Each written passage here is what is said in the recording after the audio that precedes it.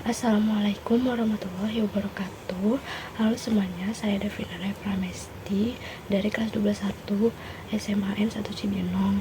Dalam video kali ini saya ingin membahas materi biologi, yaitu bab evolusi. Evolusi menjelaskan bagaimana spesies bisa berubah, beradaptasi, dan bahkan membentuk spesies baru. Yuk kita mulai pembahasan videonya.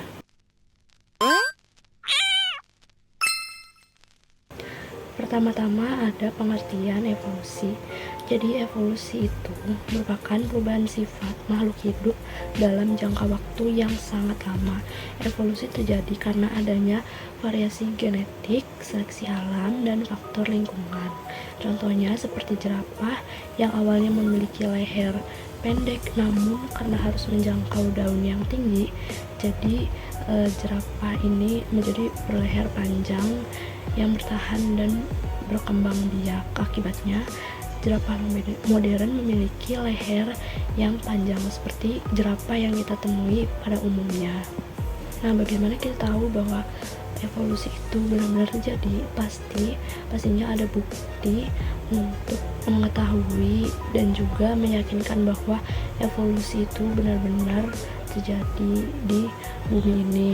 Nah, ilmuwan menemukan beberapa bukti berikut, yaitu bukti yang pertama bahwa menunjukkan adanya evolusi yaitu adalah fosil. Sebagai catatan perubahan makhluk hidup, fosil merupakan sisa atau jejak makhluk hidup yang telah membatu dan ditemukan dalam lapisan tanah atau batuan sedimen. Nah, fosil ini menjadi bukti utama bahwa makhluk hidup mengalami perubahan dalam waktu yang sangat lama. Bagaimana sih fosil ini bisa menjadi bukti evolusi?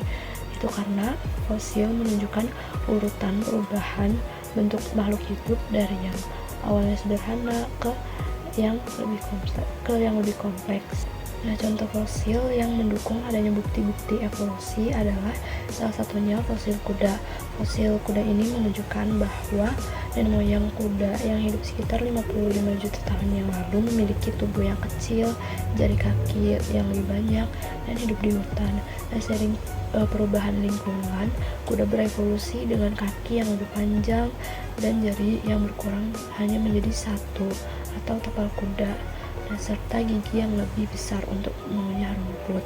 Perubahan ini menunjukkan bahwa bagaimana seleksi alam membentuk spesies kuda modern yang lebih cepat dan lebih efisien untuk bertahan hidup.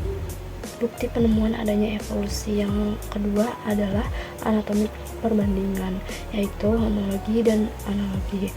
Studi anatomi makhluk hidup menunjukkan bahwa beberapa spesies memiliki kesamaan struktur tubuh, namun memiliki fungsi organ yang berbeda. Ada dua jenis perbandingan utama dalam anatomi yang menjadi bukti evolusi. Yang pertama ada struktur homologi, yaitu kesamaan struktur namun memiliki fungsi yang berbeda.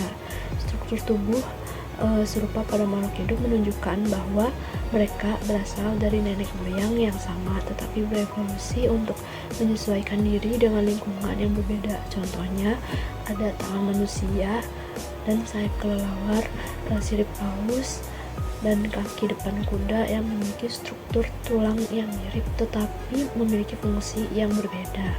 Ini menunjukkan bahwa semua organisme tersebut memiliki leluhur yang sama tetapi mengalami perubahan sesuai dengan kebutuhan lingkungan mereka. Nah, sedangkan struktur analogi merupakan organ yang memiliki fungsi yang sama tetapi strukturnya berbeda. Contohnya seperti sayap burung dan sayap kupu-kupu sama-sama digunakan untuk terbang, tetapi ukurannya berbeda. Lebih besar sayap burung dibandingkan sayap kupu-kupu. Nah, burung juga memiliki tulang di dalam sayapnya, sedangkan kupu-kupu memiliki sayap dari membran tipis tanpa tulang. Bukti evolusi yang ketiga adalah embriologi perbandingan. Nah, embriologi ini adalah studi tentang perkembangan embrio makhluk hidup. Penelitian menunjukkan bahwa pada tahap awal embrio dari berbagai vertebrata, yaitu ikan, amfibi, reptil, burung, dan mamalia, memiliki bentuk yang sangat mirip. Bagaimana embrio ini mendukung adanya bukti evolusi? Jadi pada awal perkembangan, embrio manusia, ikan, burung, dan reptil memiliki celah insang dan ekor. Namun seiring perkembangan, struktur ini berubah sesuai dengan jenis makhluk hidupnya. Pada ikan, celah insang berkembang menjadi insang. Namun pada manusia, celah insang menghilang dan menjadi bagian dari rahang dan telinga bagian dalam. Kesamaan tahap awal pada perkembangan ini menunjukkan bahwa vertebrata memiliki leluhur yang sama. Bukti dari evolusi yang keempat adalah bukti biokimia dan genetika. Teknologi modern memungkinkan ilmuwan untuk membandingkan DNA dan protein dari berbagai spesies. Sudah pasti semua makhluk hidup itu menggunakan DNA sebagai bahan genetik dan memiliki kesamaan dalam kode genetiknya. Semakin miripnya DNA antara kedua spesies, itu berarti menandakan semakin dekat hubungan evolusinya. Contoh perbandingan DNA yaitu DNA manusia dan simpanse memiliki kesamaan hingga 98%. Ini menunjukkan bahwa keduanya berasal dari nenek moyang yang sama. Hemoglobin manusia dan gorila memiliki sedikit perbedaan.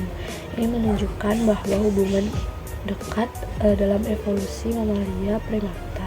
Selain DNA, perbandingan protein juga menunjukkan hubungan evolusi. Misalnya, protein sitokrom C dalam respirasi sel sangat mirip antara manusia, ayam, dan ikan. Ini menunjukkan bahwa mereka semua memiliki leluhur yang sama dan hanya mengalami sedikit perubahan